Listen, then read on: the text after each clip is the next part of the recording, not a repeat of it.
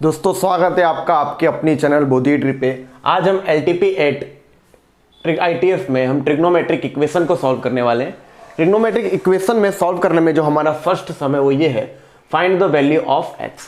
Trigonometric equation यानी वो equation जो अपने अंदर ट्रिग्नोमेट्रिक फंक्शन को इंक्लूड करेगी। और इक्वेशन सॉल्व करने का मतलब सिंपल सा ही होता है कि x की वैल्यू फाइंड आउट करना है, यानी यहाँ पे जो भी x होंगे वो हमें फाइंड आउट करना है।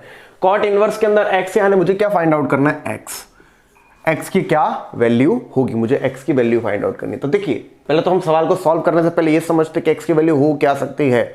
अब देखिए x किस में दिया है, कॉट इनवर्स में, यानी ये जो x दिया है वो कॉट इनवर्स x का क्या है, कॉट इनवर्स का डोमेन में। और कॉट इनवर्स का डोमेन यानी में क्या होती है value, x belongs to r, यानी कोई भी रियल वैल्यू हो सकती है। हमारा आंसर कोई भी रियल वैल्यू इंक्लूड कर सकता है। चलिए अब हम स्टार्ट करते हैं। तो ये जो सवाल है, ये सवाल हमें दिया है cot inverse x plus tan inverse 8 is equal to π/2। ये सवाल देखिए पैटर्न पता चलती है। हमने जो पैटर्न देखी थी वो कुछ इस तरह से की थी, जो फॉर्मूला था वो कुछ इस तरह से था कि tan inverse x plus cot inverse x is equal to π/2। यानी अगर अंदर की वैल्यू सेम है तो अगर tan इनवर्स और cot इनवर्स को ऐड किया जाए तो 90 आता है। देखिए यहां पे भी tan इनवर्स और cot इनवर्स को ऐड करके क्या आ रहा है, 90, यानी π/2 ही आ रहा है, यानी मस्ट भी, यानी पक्का ये दोनों वैल्यू सेम होगी। cos बरोबर मैं बोल सकता हूं cot inverse x plus tan inverse 8 is equal to π/2 can be possible only when, यानी ये तभी पॉसिबल होगा when x is equal to 8। ये तभी पॉसिबल हो सकता है जब x इज इक्वल टू 8। और मैं कह सकता हूं कि x की वैल्यू मुझे क्या मिल गई, 8, और x बिलोंग्स टू r, यानी इसके रेंज में ही है। अब देखिए इसको सेकंड ढंग से अगर हम गिनना चाहते तो शायद देखिए कैसे होगा। तो मेथड टू देखिए उसमें ये है, क्या दिया मेथड 2 में, देखिए cot inverse x plus tan inverse 8 is equal to π/2, हमें ये दिया गया है। अब देखिए cot inverse x plus tan inverse 8 is equal to π/2, तो मैं क्या करता हूँ, इसको इधर ले जाता हूँ। तो देखिए cot inverse x is equal to π/2 minus tan inverse 8, π/2 minus tan inverse 8, तो हो जाएगा cot इनवर्स x। अब देखिए हम सीख चुके थे cot inverse x plus tan inverse x is equal to π/2। अब देखिए π/2 माइनस tan इनवर्स x की जगह यहाँ पे 8 है, यानी समझ लिए, देखिए cot इनवर्स x बराबर π/2 माइनस tan इनवर्स x। अगर देखिए यहाँ पे x है, यहाँ पे भी x है, अगर यहाँ पे 8 होता यानी 8 होता यहाँ पे, तो यहाँ पे भी 8 होता। देखिए π/2 माइनस tan इनवर्स 8, और यहाँ पे भी cot इनवर्स 8 आएगा। देखिए तो देखिए π/2 माइनस tan इनवर्स 8 यानी cot इनवर्स 8, तो देखिए इसको मैं लिख दूंगा cot इनवर्स 8। अब देखिए cot इनवर्स इसको मैं यहाँ ले जाता हूँ। देखिए x is equal to cot of cot inverse 8। अब देखिए cot से यहाँ पे cot और अंदर cot इनवर्स का फंक्शन है, कट सकता है, हाँ वो कट सकता है क्योंकि वो cot की वैल्यू डोमेन में है, तो कट गया, तो x इज इक्वल टू 8। दोनों मेथड से आंसर सेम टू सेम आएगा। आप इसे राइट डाउन कर लीजिए। चलिए दोस्तों अब हम सेकंड सम काउंट करते हैं। जिस समय में दिया गया है tan inverse x plus 2 cot inverse x is equal to 2π/3। तो पैटर्न देखिए, पैटर्न पकड़िए आप, tan inverse x plus cot inverse x, ऐसा होता हम π/2 लिख सकते हैं, पर यहां पे देखिए यहाँ पे 2 cot इनवर्स x दिया है, कोई बात नहीं। तो देखिए इसे मैं लिख सकता हूं, देखिए tan inverse x plus 2 cot inverse x की जगह मैं लिख सकता हूं cot inverse x plus cot inverse x is equal to 2π/3। इसको मैं ऐसा लिख सकता हूं। अब tan inverse x plus cot inverse x, ये तो हमने कहा π/2 है, plus cot inverse x is equal to 2π/3।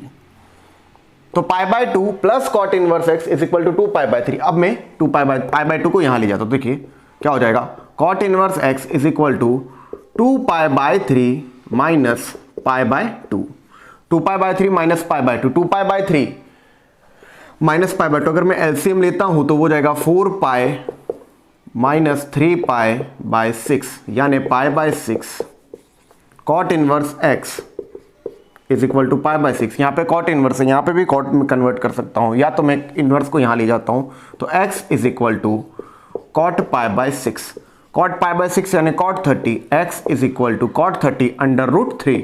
क्या ये वैल्यू वैलिड है? पहले ये समझिए वैल्यू वैलिड है कि नहीं, वो समझिए कैसे। ये वैल्यू किसके साथ जुड़ी थी? कॉट इनवर्स के साथ। ये वैल्यू तभी वैलिड होगी जब ये कॉट के डोमेन में है कि नहीं, और कॉट का डोमेन में क्या आती, कौन सी क्या है? r, यानी हर रियल वैल्यू कोट के डोमेन में एक्सेप्टेबल है, और अंडर root 3 is itself a real number, यानी अंडर रूट 3 जो मेरा आंसर आया है वो मेरा आंसर राइट है। तो इस इक्वेशन का आंसर मुझे मिल गया x is equal to under root 3। इसे आप राइट डाउन कर लीजिए। दोस्तों ट्रिग्नोमेट्रिक इक्वेशन का जो थर्ड सम है वो ये है कि 2 tan inverse x is equal to sine inverse 2a upon 1 plus a square plus sine inverse 2b upon 1 plus b square. इसे हमें सॉल्व करना है। ट्रिग्नोमेट्रिक इक्वेशन को सॉल्व करने का मतलब सिंपल सा है कि हमें x की वैल्यू फाइंड आउट करनी है। तो यहाँ पे देखिए, यहाँ पे एक वेरिएबल a दिया है, यहाँ पे एक वेरिएबल b दिया है, यानी पक्का कुछ ना कुछ हमारा जो x का आंसर आएगा वो a और b के जोड़ घटाव किसी भी रूप में आने वाला है, बरोबर। देखिए इसे मैं सॉल्व करने चाहूंगा तो उससे पहले यहाँ पे tan इनवर्स दिया और यहाँ पे साइन इनवर्स दिया है, और हम ज्यादातर हमारा सब सूत्र tan इनवर्स में ही कन्वर्ट होके हुआ है। यहाँ पे साइन इनवर्स दिया तो पक्का साइन इनवर्स का काटने के लिए इसको मुझे साइन में कन्वर्ट करना पड़ेगा।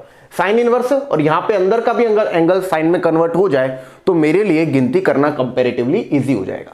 अब आप देखिए 2a upon 1 plus a square. बोला सर यहाँ पे आपने बोला सर साइन इनवर्स दिया है, मैंने बोला हाँ, और आप बोल रहे हो कि सर ये कैसे भी करके साइन की किसी फॉर्म पे अगर कन्वर्ट हो जाए तो हम इसे काट सकते हैं, साइन इनवर्स से साइन को। ओके, तो कैसे हम सर काटेंगे इसे? तो देखिए इसमें आपको कुछ मानना पड़ता है, और मानने से पहले आपको पैटर्न पकड़नी होती है कि हाँ ये किस सूत्र को फॉलो कर रहे हैं।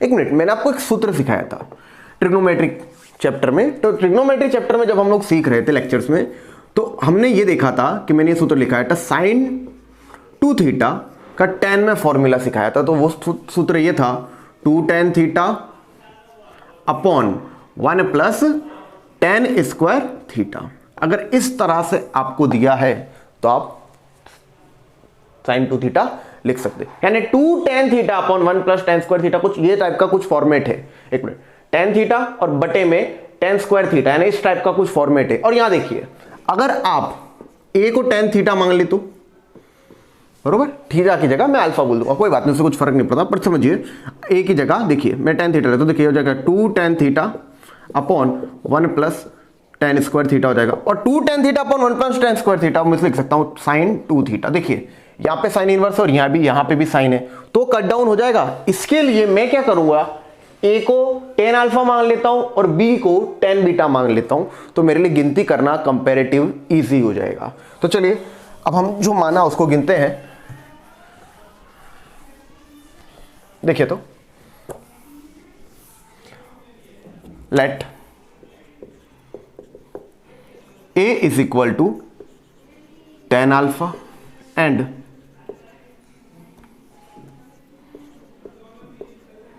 b is equal to tan beta.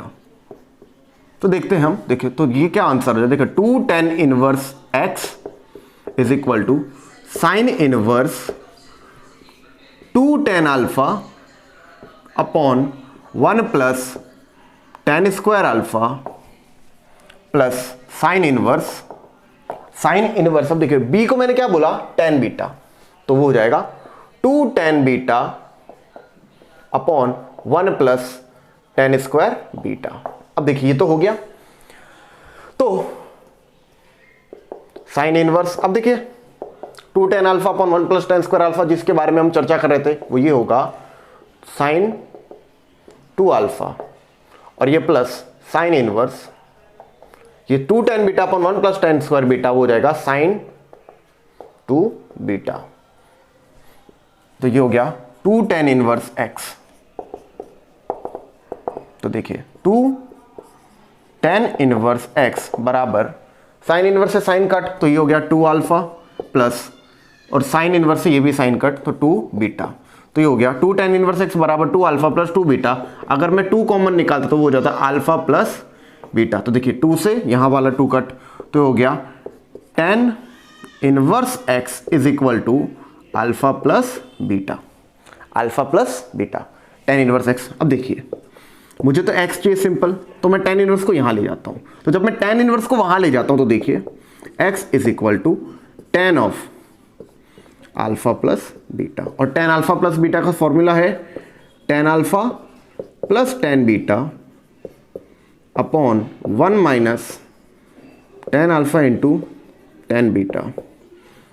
अब देखिए x की वैल्यू मैंने सवाल की शुरुआत में कही थी आपको कि x की वैल्यू आपको a और b के फॉर्मूलेट में आएगी, और देखिए अब कैसे आएगी, x इज इक्वल टू, देखिए tan अल्फा को मैंने क्या माना a, और देखिए tan बीटा को क्या माना b, यानी a प्लस बी, और 1 minus tan alpha into tan beta यानी 1 माइनस ए बी। ये हमारा आंसर है। अगर वैल्यू नहीं दी हो, वैल्यू की जगह हमें वेरिएबल दिया हो तो हमारा आंसर भी वेरिएबल में आएगा। आप इसे राइट डाउन कर सकते हैं। दोस्तों एग्जाम्पल नंबर 4 में आए हैं हम। एग्जाम्पल नंबर 4 में हमें सॉल्व करनी है x की वैल्यू, जिसमें हमें दिया है 2 tan inverse cos x is equal to tan inverse 2 cosec x का। तो देखिए इससे हम स्टार्ट करते हैं। तो 2 tan inverse cos x is equal to tan inverse 2 cosec x। तो देखिए 2 tan इनवर्स cos x, तो उसको मैं ऐसा लिख सकता हूं tan inverse of cos x plus tan inverse of cos x is equal to tan inverse of 2 cosec x। ठीक है, तो अब देखिए tan inverse a plus tan inverse b का फॉर्मूला हम लगाते तो वो होगा tan inverse a plus b upon 1 minus A B. तो ये हो जाएगा tan inverse cos x plus cos x upon 1 minus cos x into cos x। तो हो जाएगा tan इनवर्स 2 cosec x। तो tan inverse 2 cos x upon 1 minus cos square x, यानी ये हो जाएगा sin square x is equal to tan inverse of 2 cosec x। tan inverse है, यहाँ पे भी tan इनवर्स है, तो वो दोनों सेम फंक्शन होने की वजह से कट डाउन हो जाएंगे। तो हमारे पास सिंपली बचेगा 2 cos x upon sin square x is equal to 2 cosec x। 2 से 2 कट डाउन, और cosec x को मैं sin 1 अपॉन sin x बोल सकता हूँ, यानी cos x, और इस sin स्क्वायर x को मैं वहाँ ले जाता हूँ तो ये हो जाएगा sin square x upon sin x। ये कैसे आया, cosec x को मैं 1 अपॉन sin x लेता हूँ और इसको मैं यहाँ ले गया, तो देखिए sin x से sin x गया, तो ये हो गया cos x is equal to sin x। मैं कह सकता हूँ cot x, अगर sin x में यहाँ ले तो cot x is equal to 1। तो cot x 1 कब होता है, जब x बराबर कब हो, π/4। तो x की वैल्यू मुझे मिल गई, x की वैल्यू क्या है, π/4। आप इसे राइट डाउन कर लीजिए।